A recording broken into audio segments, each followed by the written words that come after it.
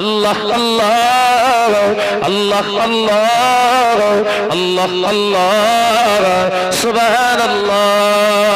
ভোরের পাখি কুহু কুহু ডাকি, ভোরের পাখি কুহু কুহু ডাকি, রবের নামে তাসবিহ পড়ে।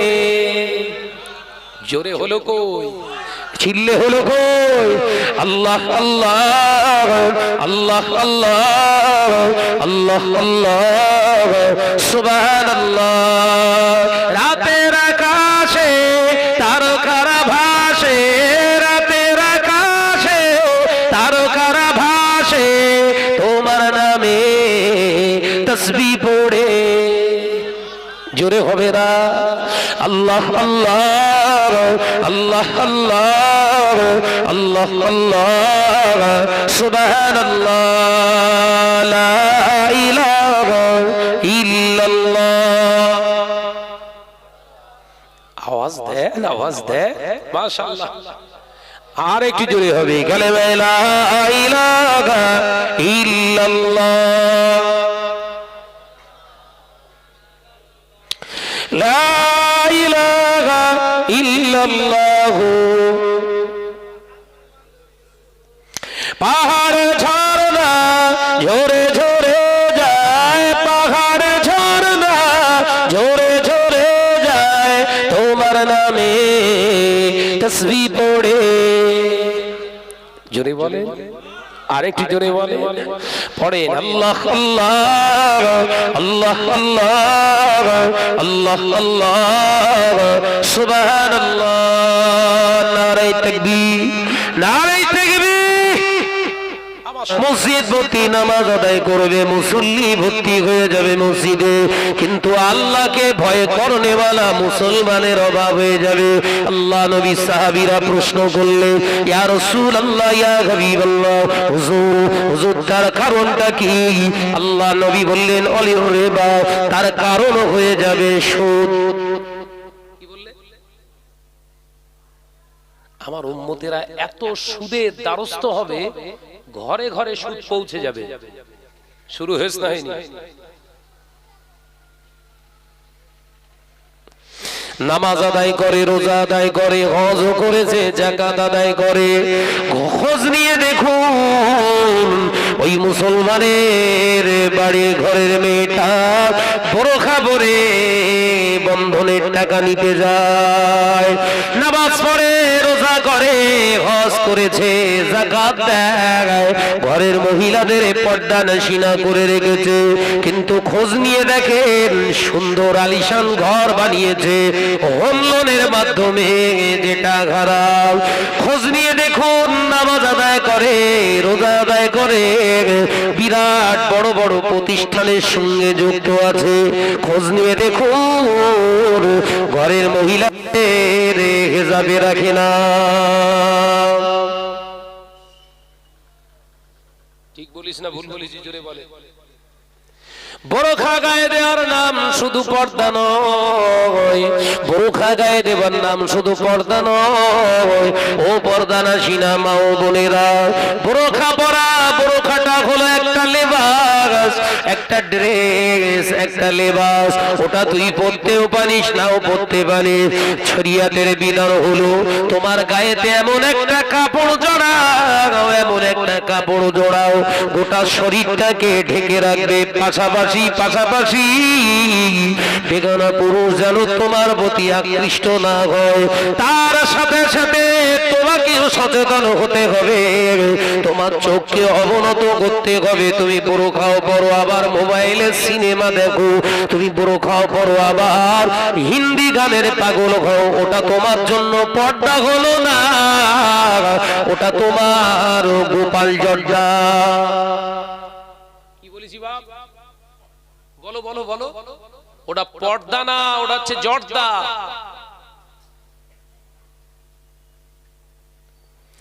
আল্লাহ নবী দয়ার নবী রাহমাতাল লিল আলামিন হুজুর আমার আল্লাহ নবী পাক বিবি আম্মা জান হযরত আয়েশা সিদ্দিকা রাদিয়াল্লাহু তাআলা আনহা পাক বিবিকে নিয়ে আমাদের আম্মা জানকে নিয়ে বসে আছে একদিন দুপুর বেলা। হঠাৎ দেখতে পাওয়া যায় আল্লাহ নবী বললেন আয়েশা ওই দেখো আমার সাহাবী আসে, আমার অন্ধ সাহাবী আসে, তুমি পর্দার আড়ালে চলে যাও, অন্ধর মহলে চলে যাও। আম্মা জান হযরতে উম্মে সালামা রাদিয়াল্লাহু তাআলা আনহার একজন আত্মীয়, হুজুর আমার অন্ধ। আল্লাহ নবী বললেন আয়েশা ও বিবি আয়েশা পর্দার আড়ালে চলে যাও, অন্ধর মহলে চলে যাও। আম্মা জান হযরতে আয়েশা সিদ্দিকা রাদিয়াল্লাহু তাআলা আনহা বললেন ইয়া রাসূলুল্লাহ ইয়া হাবিবাল্লাহ হুজুর আপনার ওই সাহাবী তো অন্ধ, চোখে দেখতে পান না। হুজুর তাহলে আমি এখানে চুপটি মেরে বসে যদি থাকি, মুখে জবানে যদি আওয়াজ না করি, অসুবিধা কোথায়? আল্লাহ নবীর চেহারা মোবারক লাল হয়ে গেল। আল্লাহ নবী বললেন আয়েশা তুমি এই মুহূর্তে যদি পর্দা নাশিনা না হও, এই মুহূর্তে যদি অন্ধর মহলে না যাও, আমি রাসূলুল্লাহ ঘর ছেড়ে চলে যাব। সুবহানাল্লাহ বলবেন না? একবার জোরে বলবেন না? নবীর বিবি বিশ্ব নবীর পাক বিবি আম্মা জান হযরতে আয়েশা সিদ্দিকা রাদিয়াল্লাহু তাআলা আনহা রাসূলুল্লাহ আদর করে ডাকতেন ও আমার আয়েশাতুল হুমারা, ও আমার টুকটুকি বিবি। তাহলে কত যত্নের জিনিস ছিল। কথা বলছেন না কেন? সেই নবী, সেই বিশ্ব নবী নিজের স্ত্রীকে বললেন আড়ালে চলে যাও, আমার অন্ধ সাহাবী আসে। কানা না বলো, কানা মানে দেখতে পায়, ও সকাল বিকাল রাত দিন বোঝে, আর অন্ধ মানে টোটাল সমান। কথা বলছেন না কেন? টোটালটাই সমান। বিশ্ব নবীর অন্ধ সাহাবী আসছে, তাহলে তো পর্দার আড়ালে যাবার কোনো প্রশ্নই নেই। মজার বিষয় এখান থেকে পাবেন।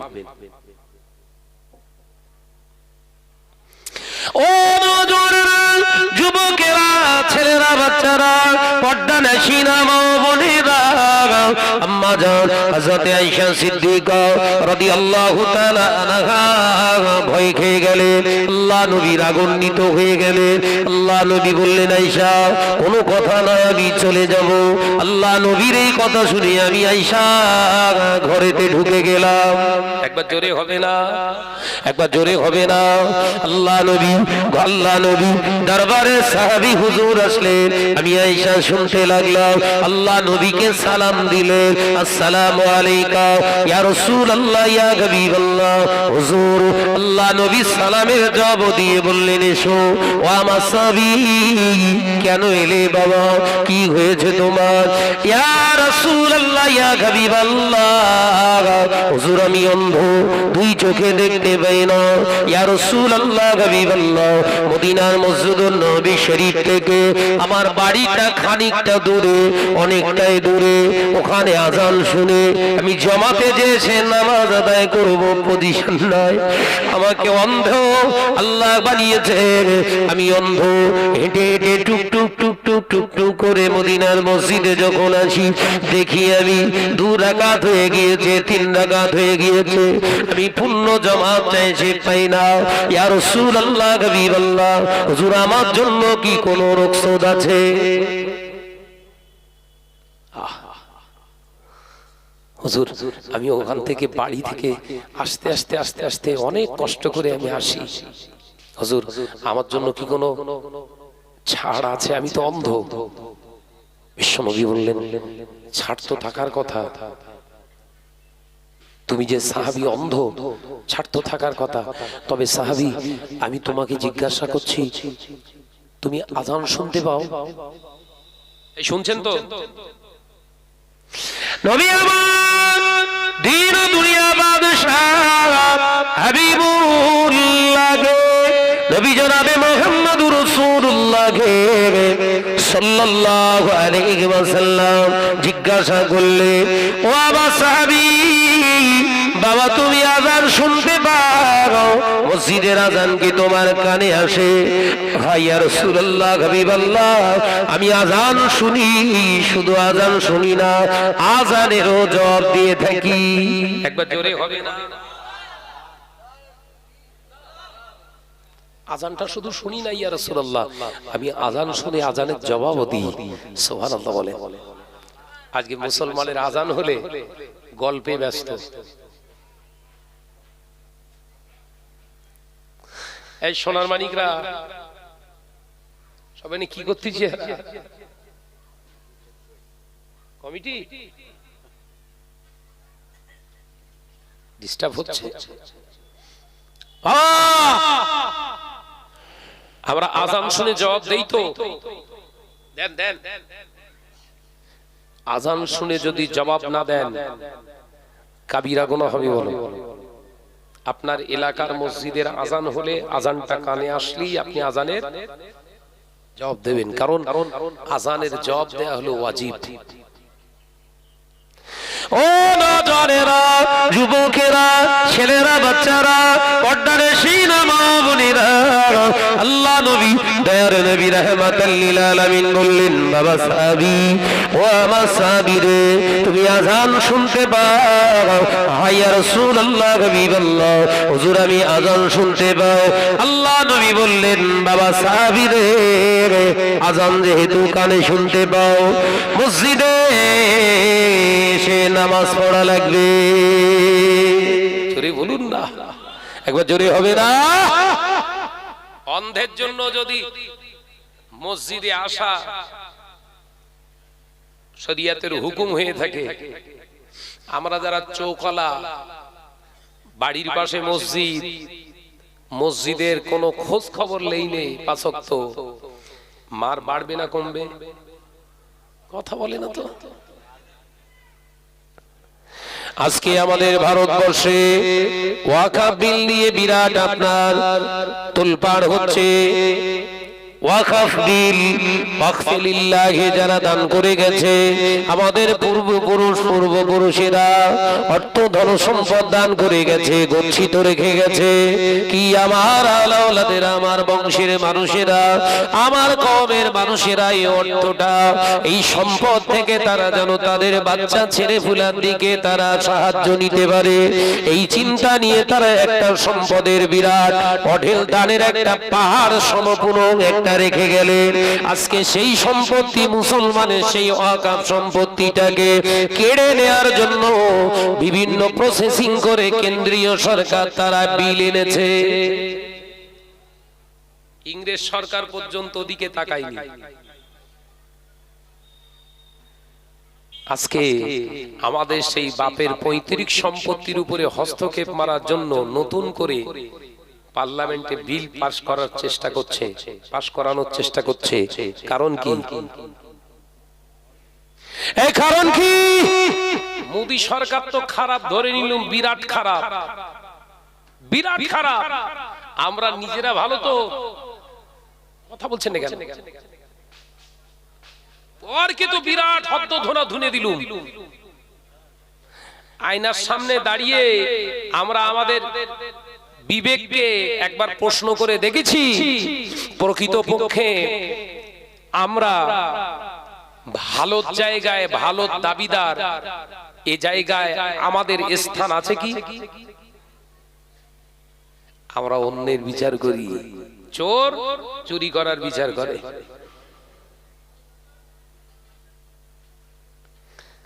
মসজিদগুলো সব ওয়াকফে লিল্লাহি করা আছে, কবরস্থানগুলো সব ওয়াকফে লিল্লাহি করা আছে। দুদিন পরে ওই বিলটা পার্লামেন্ট থেকে পাশ করেলি বলবে ওই মসজিদের সম্পত্তিতে 6 শতক থাকলে আমাদের 3 শতক আছে, 3 শতক ভাঙো, ওর পাশেই একটা মন্দির বানাবো। কবরস্থান 10 কাঠা জমি, কবরস্থান গ্রামে, ওই 5 কাঠা আমাদের আছে শ্মশান বানানোর জন্য, দিতে হবে। কি বুঝছেন? গোটা ভারতবর্ষটা ইংরেজ শাসন করেছে। 200 থেকে 270 বছর পর্যন্ত শাসন করেছে। ইংরেজ সরকার মুসলমানের সম্পত্তিতে হাত দেয় না।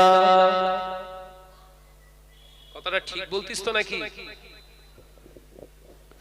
ও নওজওয়ানেরা, তখন আলেম কম ছিল, ওলামা কম ছিল, মাওলানা কম ছিল, মুফতি কম ছিল, পীর সাহেব কম ছিল, পীরজাদা কম ছিল। তারা তাদের সম্মান, তাদের ভয়, তাদের দিকে তাকিয়ে ইংরেজ সরকার পর্যন্ত মুসলমানের সম্পদ নেওয়া তো দূরের কথা, মুসলমানদের সম্পদগুলোকে তারা সুন্দর করে রেখে গিয়েছিলেন। কারণ মুসলমানের পূর্ণ হকদারের সম্পত্তি। ও বাবাজিরা, আজকে আমাদের ওয়াকফ সম্পত্তিটাকে নিজেদের দখলে আনতে চাইছে। তার কারণ কি জানেন? আল্লাহ সুদ আমাদের জন্য হারাম করেছে। সেই সুদটা মুসলমানের ঘরে ঢুকে গেছে। যে আল্লাহ জিনাটা হারাম করে গেছে, সেই জিনাটা মুসলমানের ঘরে ঢুকে গিয়েছে। মেরে নেওয়া, কেড়ে নেওয়া যে আল্লাহ আমাদের জন্য হারাম করে গেছে, ওটা আমাদের ঘরে ঘরে ঢুকে গিয়েছে। গরিবের মাল আত্মসাৎ করে খেয়ে নেওয়া বীরদের কাজ হয়ে গেছে, ওটা আমাদের ঘরে ঘরে ঢুকে গিয়েছে। ওই জন্য আমার আল্লাহ বলছে, যখন গরিবের সম্পদ মেরে তোরা খাওয়া হালাল মনে করিস, তোদের ওই রকম অভাব সম্পত্তিকেও আমি আল্লাহ অন্যের হাতে তুলে দেওয়াটাও শুভনীয় মনে করি। নিজের বিচার করছি বলো, ও মুদি পরে হবে, কথা বলে না কেন?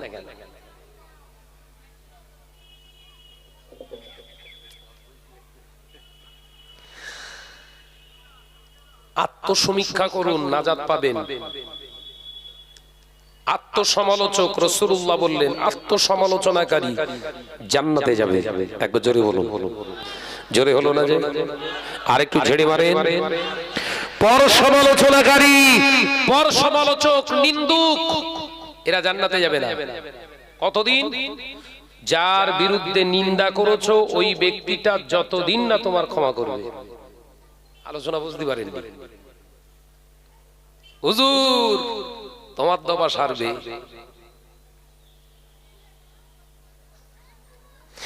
ও নওজওয়ানেরা, যুবকেরা, ছেলেরা, বাচ্চারা, পর্দারা, সিনা মা বোনেরা, আল্লাহ নবী জলিল কদর সাহাবী আমাদের আম্মা জান হযরত আয়েশা সিদ্দিকা রাদিয়াল্লাহু তাআলা আনহা বর্ণনা করে, সাহাবী হুজুর উত্তর পেয়ে গেলেন, আল্লাহ নবীকে সালাম দিয়ে আবার তিনি অন্ধ সাহাবী, তিনি চলে যাচ্ছেন।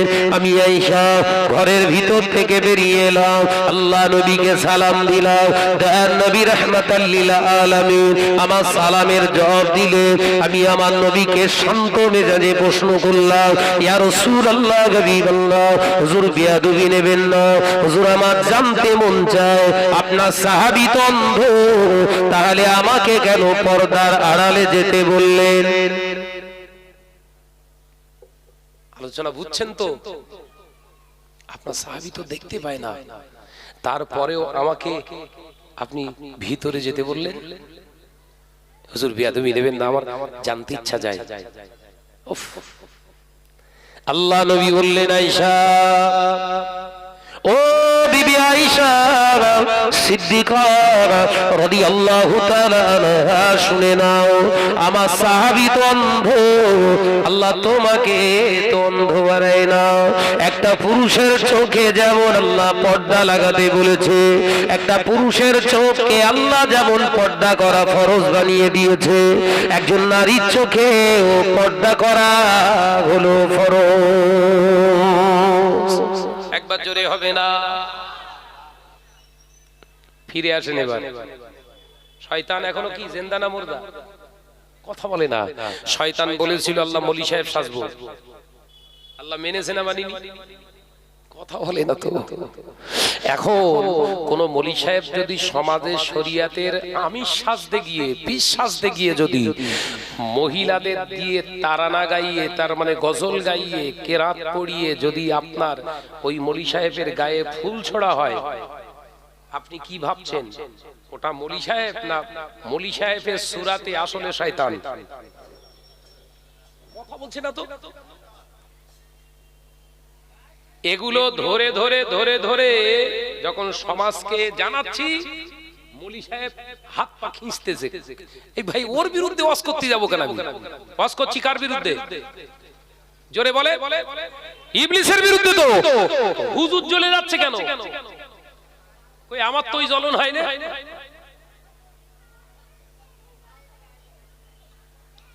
সেই মনে আছে তো, ইবলিস বলেছিল আল্লাহ প্রয়োজনে হুজুর সাজবো বলো, কারণ আমার টার্গেট, আমার মিশন জাহান্নামী বানাবো। আমার মিশন বনি আদমকে জাহান্নামী বানানো।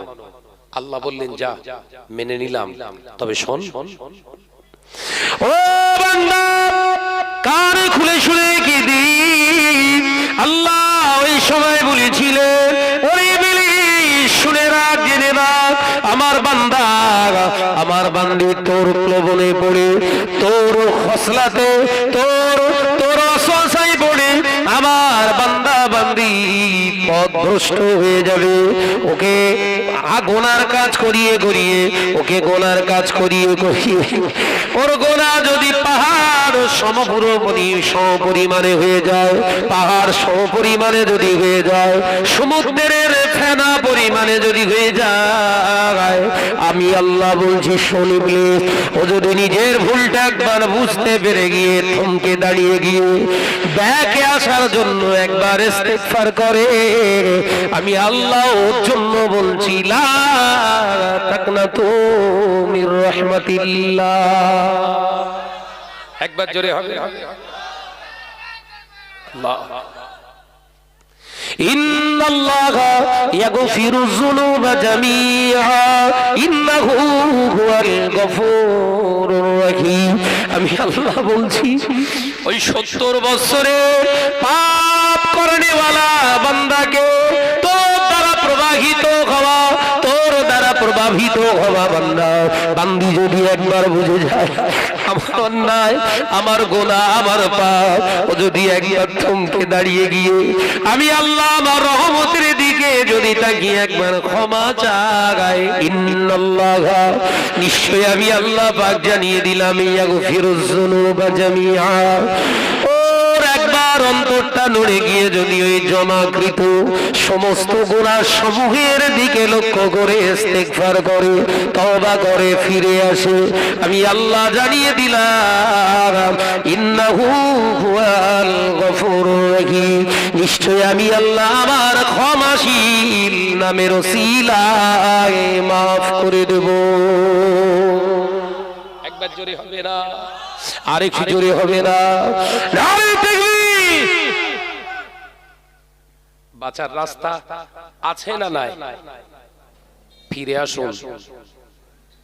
আবেগের বশীভূত হয়ে শরিয়ত বিরোধী কাজ হয়ে গেছে, সবাই স্বাভাবিক, আমরা বনি আদম, কুল্লু বনি আদম, আল্লাহ রাসূলের পাক জবানের কথা, সমস্ত বনি আদম, সমস্ত বনি আদমের ভুল ত্রুটি আছে, ক্ষতিগ্রস্ত আছে, তার নকসানিয়াত আছে, কিন্তু ফিরে আসার রাস্তা আল্লাহ রেখেছে। একবার জোরে বলো, একবার জোরে বলে হয়েছে। কথা বলতে গিয়ে গিয়ে শরিয়তের আলোচনা করতে করতে বেফাস একটা কথা জবান দিয়ে বেরিয়ে গেছে, উইথড্র করে নেন। মালিয়াড়ি গ্রামে জলসা করতে গিয়ে 2 ঘন্টার ভিতরে যদি শরিয়তের কথা বোঝাতে গিয়ে যদি স্লিপ অফ টানে একটা কথা বেরিয়ে যায়, আয়াতে কারিমার জন্য ত্রুটি হয়ে যায়, তাহলে অবশ্যই অবশ্যই এখানে যত মিডিয়া আছে ওইটা প্রচার হওয়ার সম্ভাবনা আছে। শুধু মালিয়াড়ি গ্রামের মানুষের কাছে ওয়াজটা পৌঁছাবে না, এই ভুল বার্তাটা সবার কাছে পৌঁছে যাবে। তার এই সংশোধনের রাস্তা হলো এই মিডিয়া। এই মিডিয়ার সামনে একদিন আর সেই ওপেন ক্যামেরায় জানিয়ে দে ভাই, মালিয়াড়ি গ্রামে ওয়াজ করতে করতে আমার এই কথাটা ঠিক ছিল না, আমি আল্লাহর কাছে ক্ষমা চাইছি, আল্লাহ আমায় ক্ষমা করে দেন। আর আপনারা যারা এই বক্তব্যটা শ্রবণ করেছেন, এটা আপনার স্মৃতিপট থেকে মুছে ফেলুন, এটা ঠিক না। আমার আল্লাহ নবী জানিয়ে দিয়ে গেলেন, এই বক্তাটা লেকচারারটা উম্মতটা নাজাতের রাস্তা পেয়ে গেল। আর ভুল করার পরে যদি বলি দেখেন দিন ভুল হয়েছে কি,